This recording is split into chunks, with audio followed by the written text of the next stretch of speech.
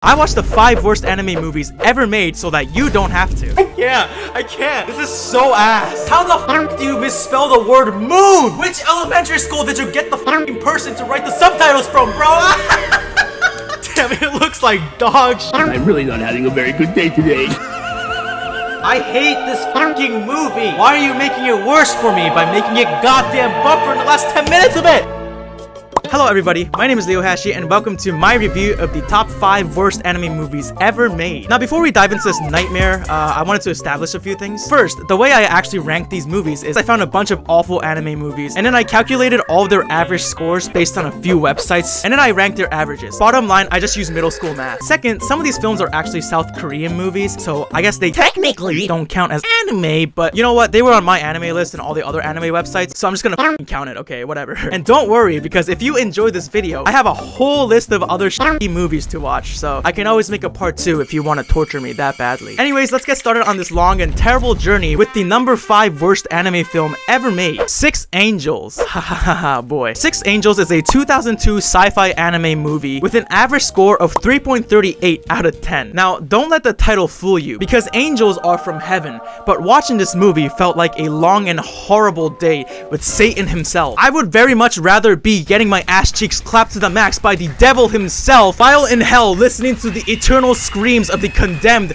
than watch this movie ever again. So 6 Angels is technically a 6-episode series, but I'm gonna say it's a movie, whatever. I mean, not that it matters if it's a movie or a series anyways, because 6 Angels sucks colossal massive cock regardless of what it is. Also, I wanted to apologize in advance for all the fucking anime footage being in negative 144p quality. Unfortunately, this was all I could find, not just for this movie, but for pretty much all of the movies I'm gonna talk about today. I'm gonna try my best now to describe the story of 6 Angels to you, but I'm gonna warn you first, right? This story is so awfully written that it makes step-sibling porn look like fucking Steins Gate. Stepbrother, stepbrother, please help me.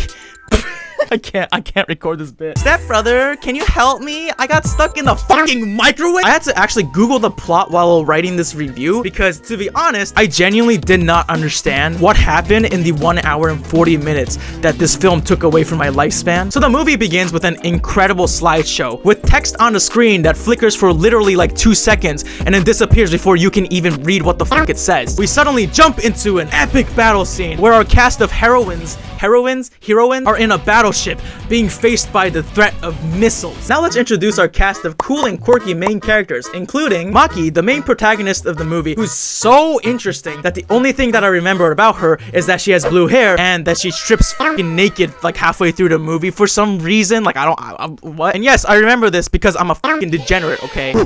Naomi, who just loves to remind everybody that she's a mother, and that's like her entire personality trait. Doris, who apparently would rather have sex with guns than any other human being. ドリスが愛してるのは武器だけ。武器はいいわよ。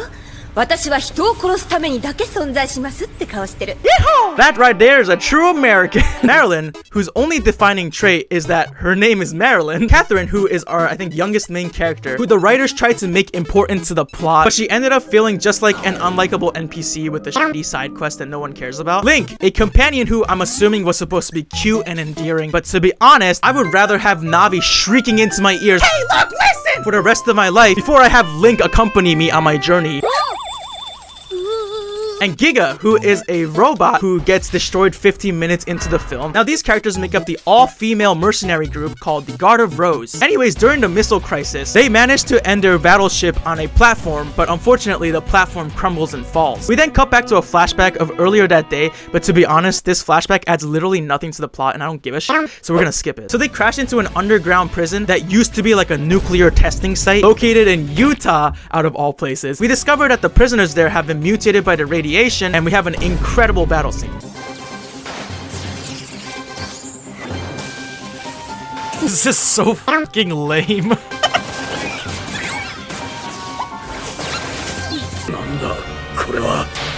私たちガード・オブ・ローズは男性の暴力に瀕する女性たちのための特殊部隊。 And then we get a scene of like people in various governments around the world meeting up and discussing something really important is what it seems like, but to be honest, the writing of this is so shitty that I couldn't even tell what was happening. A criminal known as Don Canyon takes over the prison with his family, including his children, I think, Ed, Terry, Sam, and some other hacker kid that no one gives a shit about, and he dies in like 2 seconds anyways. Don Canyon declares war against the world by taking control of an American nuclear space missile system or something, and he vows to purify the world with radiation in a nuclear holocaust, which sounds...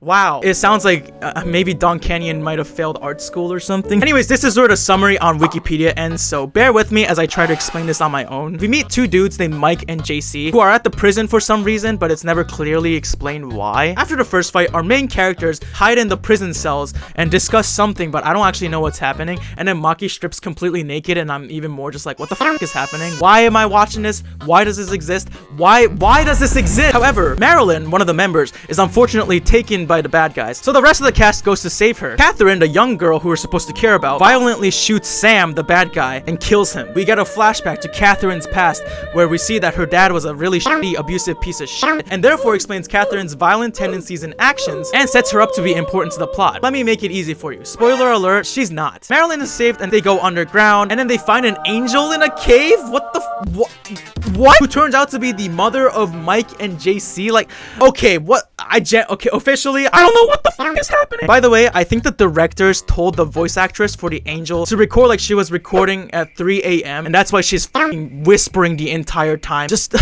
listen to this.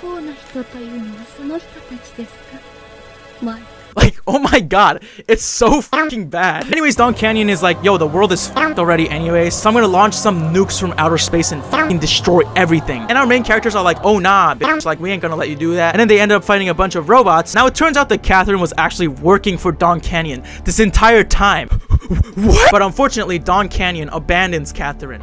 Wow, I care so much. Anyways, they make it so the nukes in outer space don't launch until like 20 minutes later than they were supposed to. Maki and Doris, the gunsexual, head out to end everything, and they get to the nuclear control center where they program the nukes to actually hit the moon instead of the Earth. I mean, you know, I guess it's still a better solution. They then have a confrontation with Don Canyon, who turns out to be invincible because he was given blood by the angel. And then the angel is like, oh, you motherfucker, it's time for you to die. So she turns him into a weird like ball of light, and then the angel just teleports Don Canyon and all the nukes and stuff away, and ta-da, everything is solved. Yeah, like this is such it's bad. It's just bad. Then the movie ends with a flash forward of like 10 years, and we see the main characters doing their job like normal, like we're supposed to give a single fuck. The end. As you can see, this film is like the diarrhea of anime movies. It's just an absolute shitstorm that starts off awful but ends even worse. It makes no sense whatsoever, and the plot was just what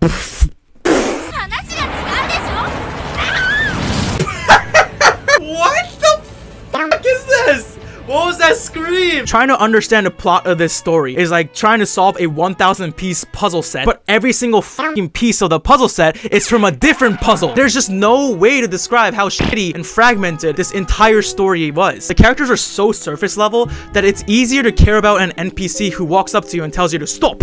You have violated the law. I could never actually tell who the heroes were, who the villains were, what the actual war is, what was happening in the story, and most importantly, why the fuck did Maki strip naked? Oh, and if you thought this story was nonsensical, let me introduce you, my friends, to something called the subtitles. Oh man, like there's no other word for me to describe the subtitles in this movie other than shit. It's like they hired an elementary schooler from Japan who literally just discovered what English was yesterday to write these goddamn subtitles. Yo, that subtitle was just straight up wrong. The guy said wakarimashita, which is I understand, but the subtitles said I don't understand. Like the spelling mistakes almost gave me an aneurysm from how bad they really were. Link just hackered the enemy's just hackered? Who fucking did these subtitles? I speak Japanese and I don't even fucking understand the story. How can you expect anyone to understand anything that's going on when the subtitles are this garbage? Now I understand that the subtitles aren't like the original creator's fault or anything, but I'm gonna count these towards the review and the score overall because the moon? The fucking moon? Oh my fucking god. No. That's so stupid. That's so cap. You're so cap. You're so cap. You're so cap! How the fuck do you misspell the word moon? It's M-O-O-N! Who the fuck wrote moon? What the fuck is this? The moon? Missed me with that bullshit! The whole point of the subtitles is so that people from international audiences can actually understand and enjoy the product that they're watching. God, this is so dumb. Six Angels set the bar incredibly low. I watched this movie asking myself, how is this only number 5? How does it get worse from here? Bottom line is, it's just fucking shit. It's so ass. I grew an hour and 40 minutes closer to my death after watching this movie, and it contributed absolutely nothing towards my overall life. I guess except pure agony, but that's not really a good thing. And the last 20 minutes of this fucking film, it kept buffering on me. No, don't buffer. I want this to fucking end. I hate you. Why are you buffering? God fucking damn it. I want to finish the goddamn movie. Stop buffering. God, stop buffering on the last fucking part. I want to finish this movie. Why? Fuck, dude. I hate this fucking movie. Why are you making it worse for me by making it goddamn buffer in the last 10 minutes of it? Fuck you. Fuck you. Fuck you. Fuck you. I'm gonna give Six Angels a negative 500 angels out of 10. If this is what heaven is like, please send me straight to hell. Now let's move on to the number 4 worst rated anime movie of all time. Oni The Animation. Oni The Animation is a 2017 horror anime film with an average score of 3.37 out of 10. The movie is actually based on an old RPG maker horror game called Oni, or Blue Demon in English. If you were watching YouTube around like the early 2010s, then you've probably seen your favorite screaming gaming YouTuber play this game at some point, and all you want to do is go back to those simpler times where you could just come home from school, turn on your computer, and watch PewDiePie scream curse words in English while he plays horror games as he runs away from those goofy looking blue demons, instead of having to deal with actual adult things like finding a job or learning how to do my fucking taxes. No, this isn't a cry for help. I'm okay. I'm okay. I'm okay.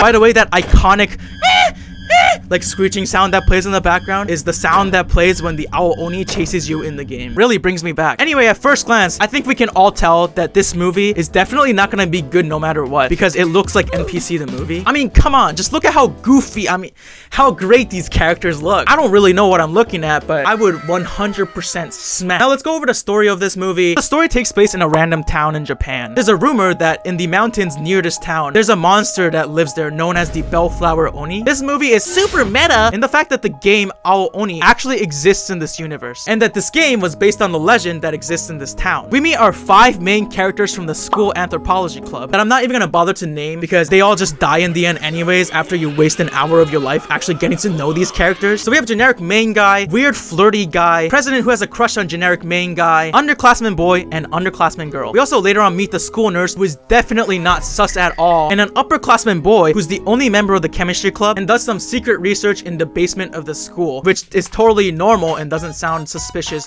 whatsoever. So the anthropology club is trying to decide on a theme for their school's festival, and then they find like a bunch of folk tales that older members of the club gathered, and they find a legend of the Oni, and they're like, okay, well, let's make this the fucking theme. So they contact the creator of the Oni game to interview him, but then he suddenly mysteriously dies soon afterward. The members then decide that this is sus, and they decide to start looking for the imposter. 2 of the members take a look at the basement only to find some blue flowers and a weird like prison door. Everything then quickly spirals out of control as our 5 anthropology club members, as well as the nurse and the upperclassmen, get locked in the school. And then suddenly, oh my god, there's an Oni on the loose. Now this is something that I truly call sus. Pence. I still haven't played a single game of Among Us. So the underclassman girl goes to the bathroom because she's like moping over some shit. And then the weird flirty guy goes to check in on her. But then the 2 are brutally and violently and suddenly, like out of nowhere, just murdered by the Oni. He was like the guy who spoke the most in the entire fucking movie so far. Did he die first? Why kill the character that I actually understand? Never mind. The other members and the nurse find these corpses and they're just like, oh my fucking god, the Oni, it's real? I thought it was just a legend. They bump into the weird upperclassmen and then they all lock themselves in a room to get to the bottom of what the hell is actually going on. But then they're suddenly interrupted by the Oni, who pretends to be one of their dead friends.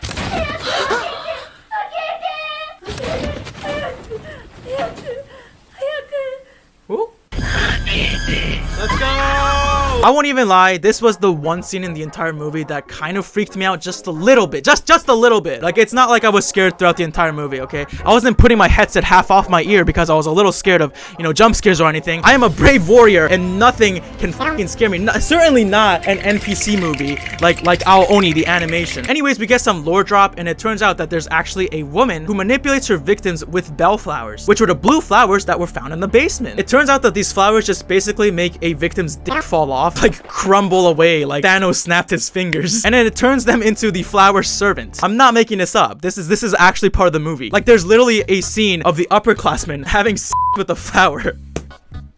Like, the flower is sucking his dick.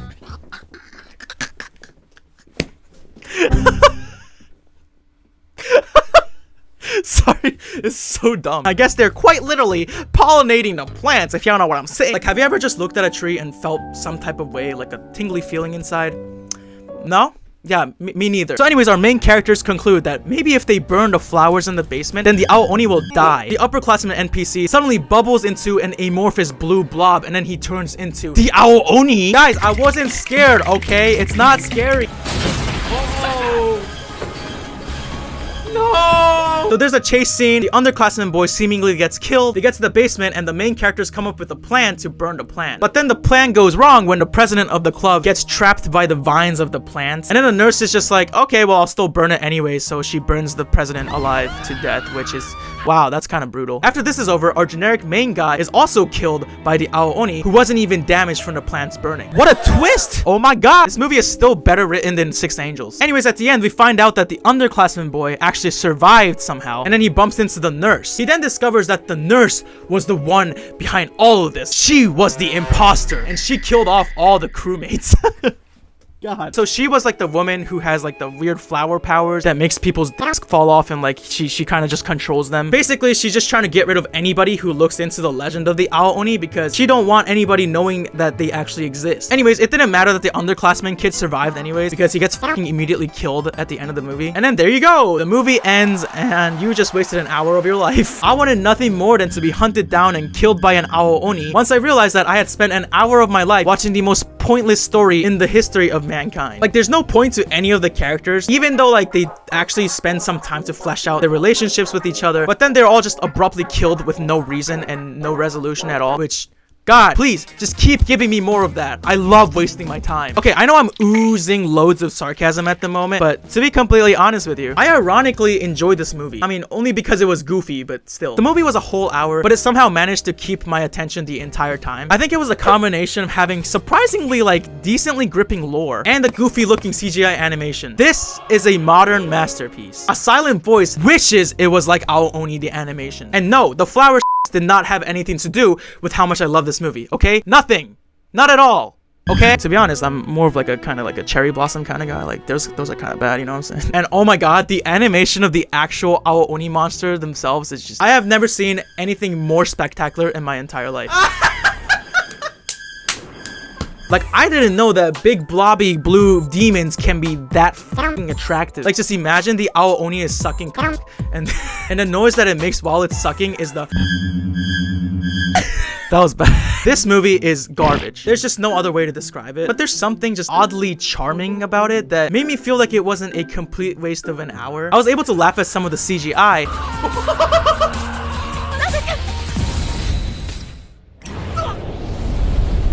And also, I was able to follow the plot of the film, which should be like a basic minimum for any movie that ever exists. But I guess for these movies that I watched today, they're just way too much to ask for. And come on, like, flower play is canon in the universe of Oni The Animation. I mean, I'm just saying, it's just a very brave artistic choice. My judgment of this movie has nothing to do with what I like or don't like. And I mean, also, like, I don't like flowers like that.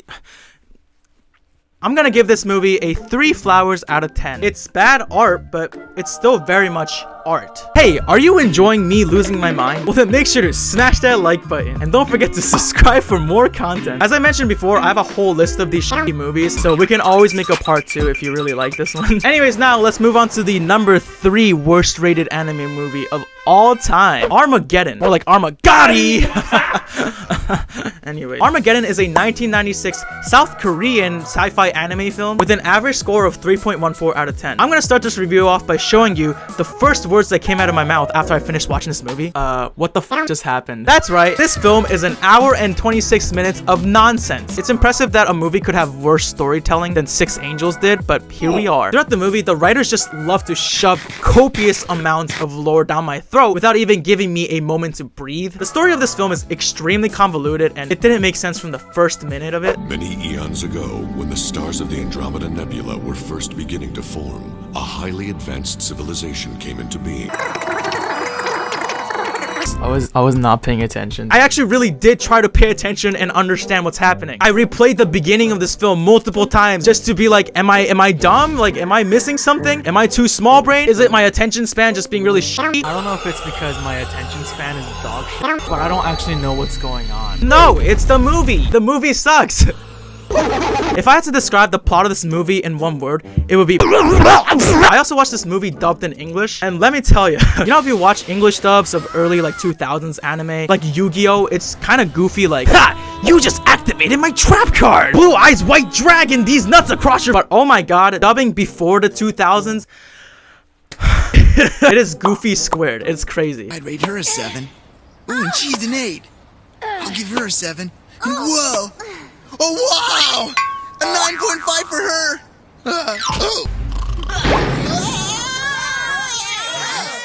It was quite the viewing experience. Now, I'm gonna go headfirst into the war zone and try to describe to you the story of this shit on a stick. The film starts off with like this narration about a supercomputer project that was started billions of years ago. Okay, you know what? I don't know how to describe this story, so I'm just gonna rip it straight from Anime News Network. 4 billion years ago in the Andromeda Nebula, an ambitious project was launched. The project was known as the Omega Program. The human race was the result of this project. But not only is the human race created, but an evil force as well. I'm so bad at this. And now the human's last hope, the Delta Boy, the living avatar of the supercomputer that began life on Earth. Earth. How do British people say Earth? His only problem is staying alive long enough to save his future and all of humanity. The best part is, I understood none of this from watching the entire movie. Like, I had to read it to know what the hell was happening. So that's the basic summary of it, but I'm gonna expand on the plot a little more, the best I can. The movie begins with our main character, Hae-sung, meeting a mysterious pink-haired girl after being saved by a strange attack. The girl then transfers to Hae-sung's school. All right. Settle down, everyone. Teacher, may I please sit beside that boy? And then I guess they fall in love, I think? They go out, they become a couple. I don't actually know, but it seems like it. We find out that the pink hair girl, as well as her partner, which is pretty much just a bootleg ripoff of the Thing from Fantastic Four, were sent to protect our main character from threats because he is the avatar of the supercomputer that created human life on Earth. Yeah, it makes perfect sense so far. Do you understand what's happening? Because I don't. Hae-sung is attacked once again, and he's shot multiple times. But then we see the Delta Boy transform into an alpha male. And then he faints. And then the ripoff Thing and the pink-haired girl both die protecting him.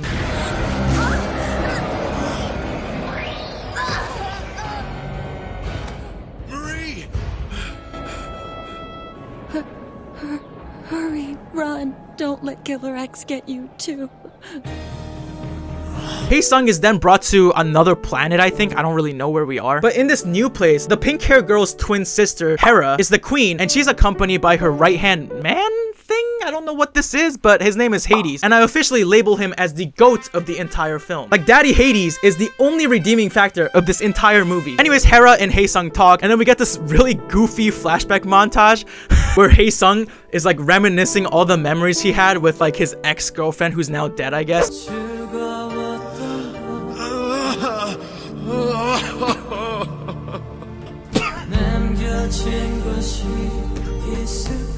This flashback was just so fucking goofy. Anyways, Hae-sung begins to train with Hera and Hades. Oh, and spoiler alert, Hae-sung then falls in love with Hera, who is his dead ex-girlfriend's twin sister. Jesus Christ, man. Delta Boy, more like fucking Sigma male, dude. Rizgan McGee over here just...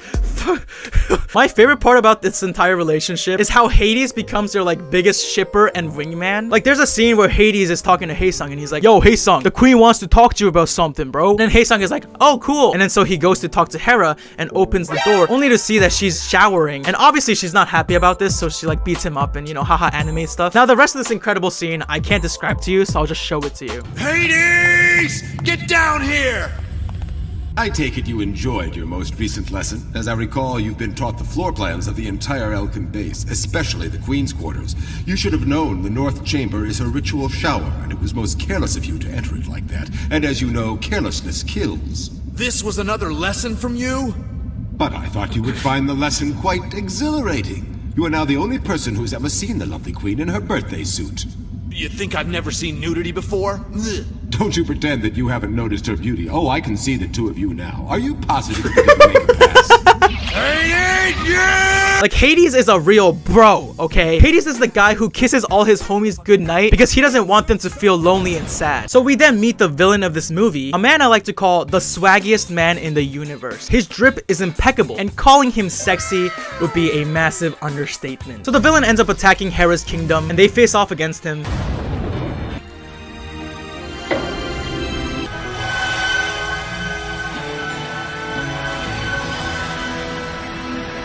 They beat him and then they go meet the supercomputer that created Haesung or whatever the hell is going on. And the supercomputer turns out to be like a machine with a pink blob inside of it. It's pink sauce. It's literally just pink sauce. Anyways, it turns out that Swaggy Boy McGee is actually also an avatar of a supercomputer. But this time it's the evil supercomputer that started the big war between Earth and this other planet that was apparently happening this entire time throughout this entire film. But I didn't know about any of this until like literally the end of the movie. I didn't know the premise of the movie until the end of the movie. Anyways, they obviously just beat the bad guy and then the movie ends, yada yada yada. God, man, like, to be honest, I don't remember anything about the end of this movie other than the fact that I just wanted it to end. Over there. Yes. Oh my god, please, someone make it stop! This movie sucks so much! Oh my god. The only thing that actually kept me going throughout this movie was Hades. Like, I wanted to see Hades survive the final battle and prosper as the Giga Chad he truly is. No, I'm not in love with Hades, okay? I just think he's just making me feel some type of way. Now, I hated this movie. It was funny and goofy at first, but then over time, it just really started overstaying its welcome. It's like a pushy classmate that keeps on trying to talk to you in class, even though you'd rather just not interact with them whatsoever. The animation was shit. The voice acting was legendary. Hey, where you going? Where do you think? Can't a woman get any privacy? And trying to understand the story of this movie was kind of like reading a novel written in a language that I don't understand because that language does not exist. It made me want to bash my head into a wall because then maybe it would unclutter all the lore that's stuck in my brain that I was trying so hard to unscramble and understand. The movie is just bad, okay? The only saving grace of this movie was Hades. I am a Hades stan, okay? And if I see anybody dare talk shit about Daddy Hades, and I'm going to turn into the Delta Boy and fuck you up. I'm gonna give this movie a 1 Hades out of 10 because there can only be 1 Hades in the universe, aka this film fucking sucks. Now we can move on to the number 2 worst rated anime film of all time, Psychic Wars. Psychic Wars is a 1991 sci-fi anime film with an average score of 2.63 out of 10. What's impressive about Psychic Wars is that it's one of the only movies that I've ever seen where I go into it not knowing anything about the plot, and then after I finish the movie, I know even less about the plot. That's not the fucking end.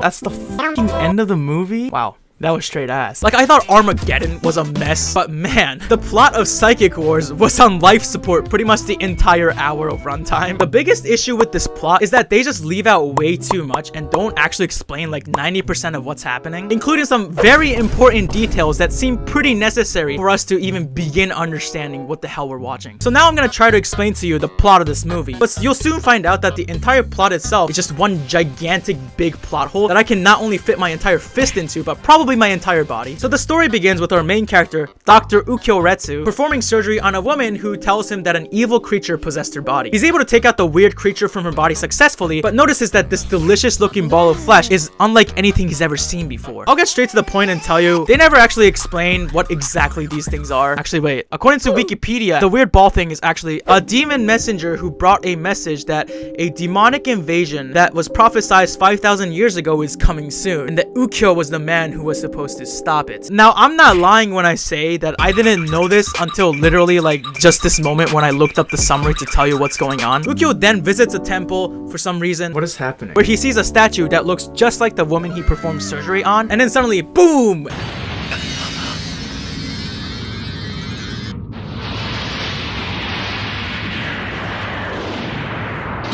I don't know what the hell just happened, but Ukyo is buried beneath the collapsed building. And then suddenly he hears a voice.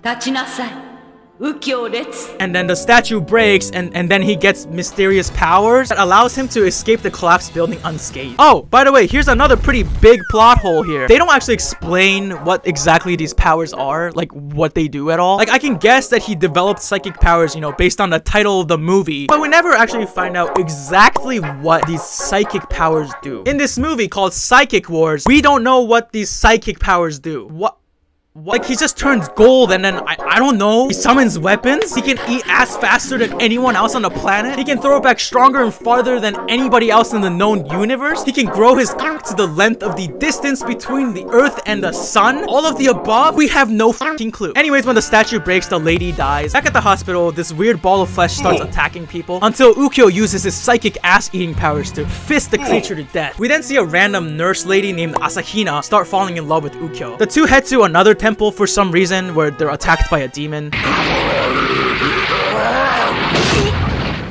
According to Wikipedia, they went to this temple to investigate the mystery of Japan's past in order to stop the demon invasion. I didn't know any of this shit until like now. After fighting off the demon with his growing powers, Ukyo and Asahina visit an old friend of Ukyo's, and they learn about the Jomon era of Japan's history, as well as the location of a temple from that era where the ancient demon civilization had been located. Thanks, Wikipedia. Ukyo then tells Asahina to stay home while he goes to explore this place.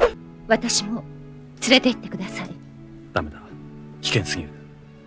でも先生にもしものことがあれば私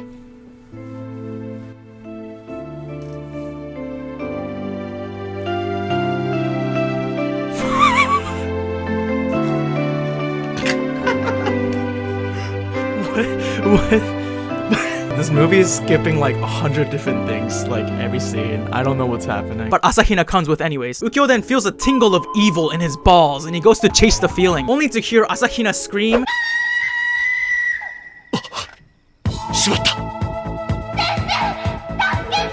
So he runs into the ruins of the Jomon era civilization until he's randomly teleported 5,000 years into the past.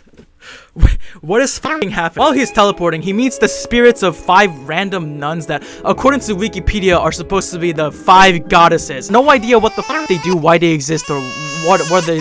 Why? Like, I don't get how I was supposed to know any of this from the movie itself, because they don't even say the words 5 goddesses. None of this f***ing is explained in the movie. I think Ukyo needs to perform surgery on the plot of this film, like he did surgery to the lady, because, oh my f***ing god, this movie needs a miracle to survive through the night. Anyways, Ukyo witnesses the demons killing the people of the Jomon era in the past. He fights against the demon, wins, and then ends up in the demon kingdom somehow. According to Wikipedia, during this part of the movie, he apparently allied with the human natives, protected them from the demons, infiltrated the demon kingdom, and found out that they intend to time travel 5,000 years into the future to destroy the human race in order to prevent their own extinction by the humans. Again, none of this was in the movie. None of this was f***ing mentioned at all in the movie. And if it was, they did a garbage job at explaining it. Like, I am quite literally finding out about this lore with you. So Ukyo fights the Demon King in this weird fight scenes that starts in the past. And then they somehow end up in the modern times where Ukyo actually is from. And then Ukyo destroys the Demon King in this gripping, amazing battle scene.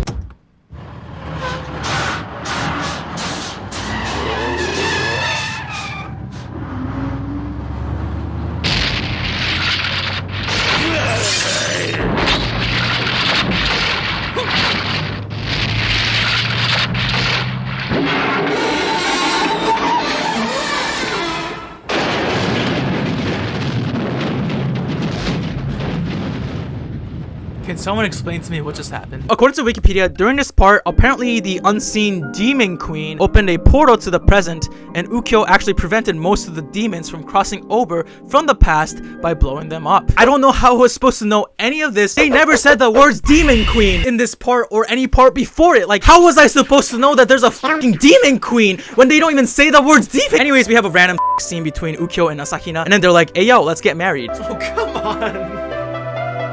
Why? Why does it... Why? So they're about to get married, but then wait. They visit Asahina's family temple, only to find out that she was actually the demon queen this entire time. She asks Ukyo to die with her because she actually fell in love with him, and Ukyo's like, nah, bitch, the fuck you think you are? So Asahina then transforms into her true demon form, and then they fight in an epic battle scene. He gets overwhelmed by the demon queen, but then the random ass nuns help him out or something. I don't know what the fuck's happened.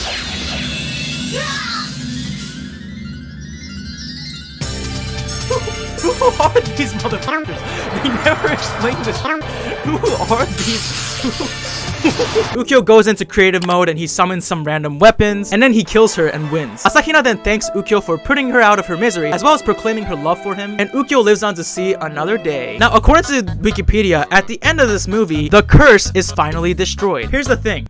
What curse? I literally did Control F, you know, like to search for words on the Wikipedia page, and I looked for the word curse to see how many times it was mentioned, and it was only mentioned in the last sentence of the whole summary of the entire film. What curse? Like, even Wikipedia can't even fully explain the storm that is this fucking movie. It's just ridiculous. Like, the only redeeming factor of this movie was that it was only an hour long. If it was any longer, I think every minute would have sent me closer to actually drawing a pentagram on the ground and attempting to summon the fucking demon queen to destroy this planet. As you could tell from the summary I just told you, the movie skips over a lot of the plot points and never actually explains shit to the viewer. Like, I have no idea who was able to write the summary out on Wikipedia for this movie, but they must be like the reincarnation of Albert Einstein or Stephen Hawking, because you gotta do some quantum physics or something to figure out what the hell is happening in this movie. Another thing that was quite awful was the audio mixing in some of the scenes. Like, the voice acting and the soundtrack were just so awfully balanced. Who the fuck wants to watch anything like, Steve, I love you. I can be the flint to your steel. This movie is straight up ass. The plot is emptier than my soul when I'm sitting in class learning about something that I know I'm never gonna use ever again in my entire life or remember, but it's still contributing to my student debt anyways. I'm gonna give Psychic Wars a 0 nuns out of 10. This movie makes me wish that the demons won the war and that Dami Mommy Demon Queen is eternally stepping on my balls. Anyway, finally, we've arrived at the #1 worst rated anime movie of all time, Super Kid. Super Kid is a 1994 South Korean action anime film with an average score of 2.47 out of 10. Now, Super Kid is super special in that it's like the worst rated film on multiple websites. Like, I think it genuinely might be the worst rated anime movie ever made since like the Big Bang created the universe. Super Kid isn't just a movie, it's a cinematic masterpiece. I don't know if I'd be exaggerating if I said that Super Kid changed my life, and I'm hoping that this review changes your life as well. The animation is so beautiful that it makes Demon Slayer fight scenes look like something that I draw on toilet paper with my shit. The voice acting, oh my god, the voice acting is one of the greatest things to ever bless my ears. Well, come and get me. I guess we've got no other choice than to play it rough. The fight scenes are just the most exhilarating roller coaster rides that no real-life amusement park can ever hope to recreate. You can't escape, and I will personally see you pay for your crime.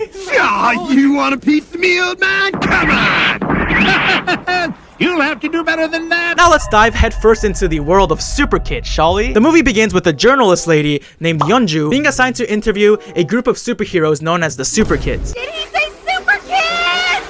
Yeah! This is great! I'm gonna interview the Super Kids and get the scoop of the century! The Super Kids consists of super cool and awesome and badass heroes, including our main character, Gokdari. He's the 199-year-old leader of the Super Kids who has super strength and has this weird, like, mystical stick that he fights with.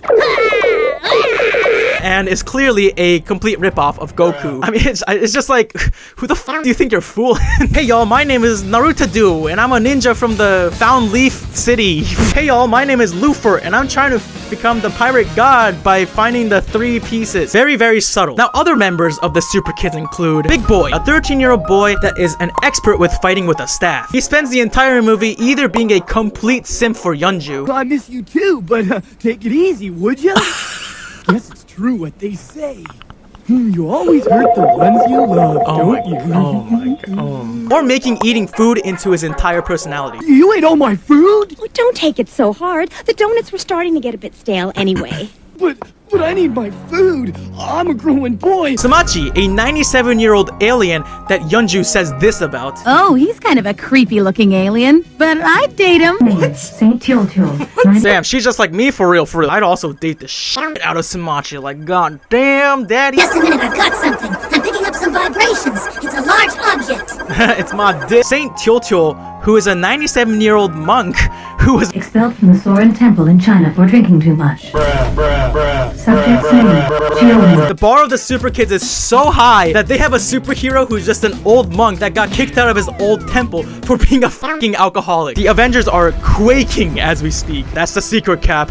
I'm always drunk. Chol Min, whose superpower is to be an expert mechanic, aka he just has basic ass bitch syndrome. Systems check. Prepare to blast off! Rockpile, who is literally just a cluster of rocks. We also get introduced to like Gokji and Chao, but they're not important enough for me to even like talk about them more than this. Anyway, Yeonju finds the super kids who are fighting two very dangerous criminals. This sexy hunk tentacle monster and a dude in armor with a jetpack. Now, I'm not exaggerating when I say that this fight scene might be the greatest anime fight scene that I've ever seen in my entire life. Let me just show you. Time to give yourself up. I'm placing you under arrest. Well, come and get me. I guess.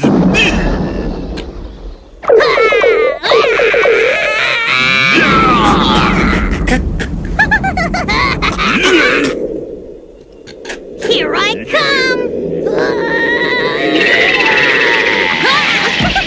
You're not as tough as you think, boy.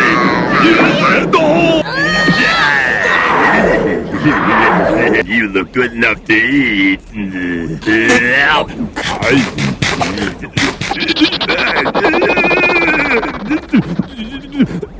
There's another trick I can do with my golden staff. Watch this. All you have to do is sit up and I can stop. You'll have to speak more clearly. I can't understand what you're saying. I was trying to give up. You weren't listening to me. I wonder how the others are doing with your partner.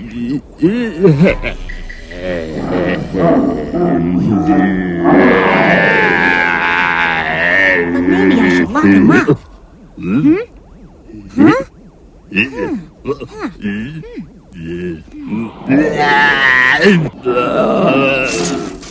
My teeth!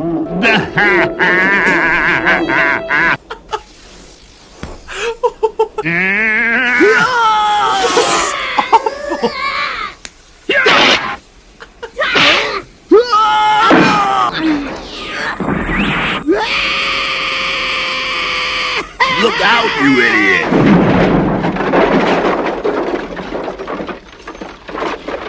Don't put me on TV, not like this! I've got a reputation to protect! Oh, she's cute. I should introduce myself. All right, you scoundrels! This is your last warning! Yo, Rizmaster, bro. What is he doing? This is certainly no time for dancing. You foolish super kids thought I had given up, but now the games have only just begun. Listen here, Wang Dochi. You're really starting to burn me up.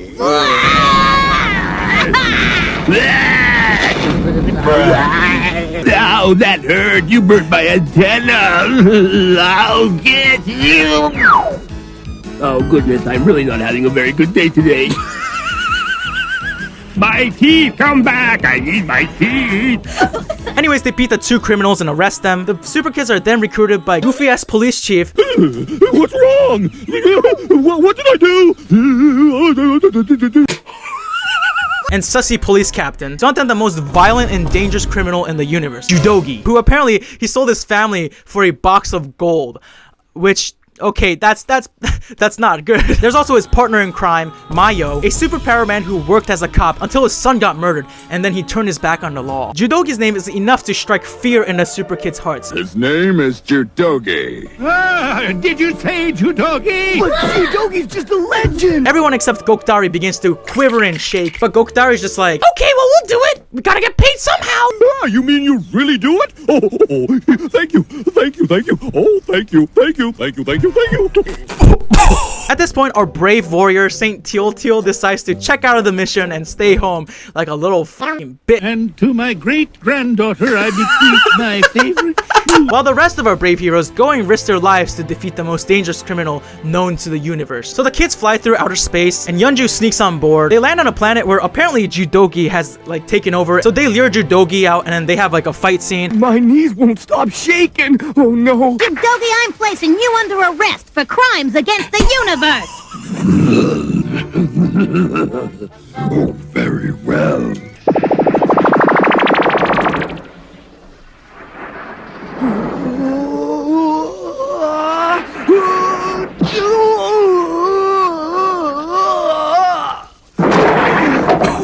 He's more powerful than I thought.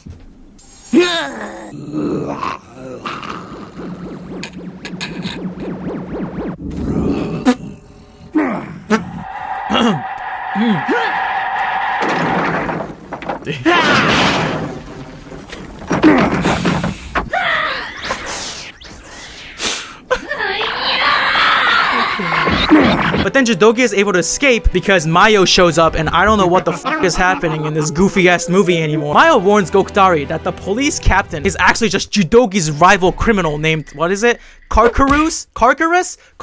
But yeah, he's Karkaruz in disguise.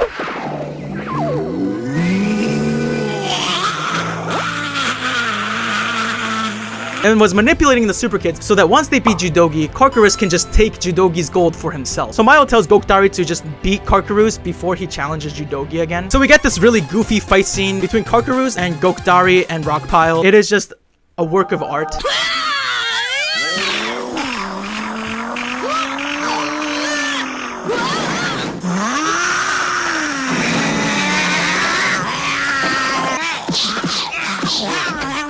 So Karkaruz is defeated by his only weakness, ants. This is bullying. Please stop torturing me. Make it stop, please. Like, it's just so goofy that it's just kind of amazing at this point. So Big Boy and Samachi go look for Yeonju, who was kidnapped by Judogi. They save Yeonju, but then Judogi attacks them. They almost get killed until, wow, our heroes arrive. They then all battle Judogi in one last epic battle scene. They finally defeat him with Judogi's partner in crime, Mayo, sacrificing himself to take out Judogi's power orb from within his body. Apparently this is supposed to be like the source of Judogi's power or some shit. And then he takes like the ball to outer space and he's like, "This is for you, my son." and he just blows up and he dies. Anyways, they arrest Judogi and they get a good amount of money, which Gokdari ends up donating to an orphanage. He's an actual Sigma male, okay? He's doing good for people. And then the other super kids are like, how are we gonna pay our bills and stuff? And then Gokdari's like, I guess you guys just have to capture 10 criminals a week so we can make money. Or some shit. I don't fucking know. And then the movie ends. Yeah, that's Super Kids. The last 30 to 40 minutes of this film was not as fun as the first hour. Here you can watch me absolutely lose my mind as I beg for the pain to stop. Now, if you just watch this summary and don't agree with me that this film is a cinematic masterpiece, then I don't really know what else I can tell you, except for the fact that you're fucking wrong. This film is genuinely life-changing art. You don't understand yet, but you will come to understand me one day. You might think it's like bootleg Dragon Ball Z or bootleg Avengers or whatever the hell it is. I think this movie surpasses both of those things. And no, I am not suffering from copium syndrome, okay? I am okay. None of this video is copium.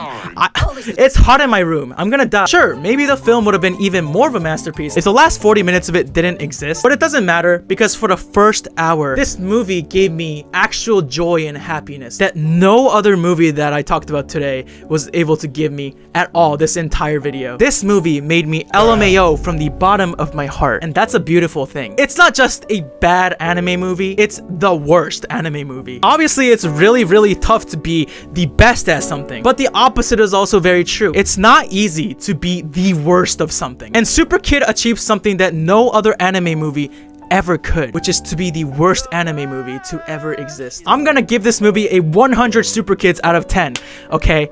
I'm okay. I am completely and totally fine. I am of stable mental status, and I'm okay. I'm not coping with anything, you know,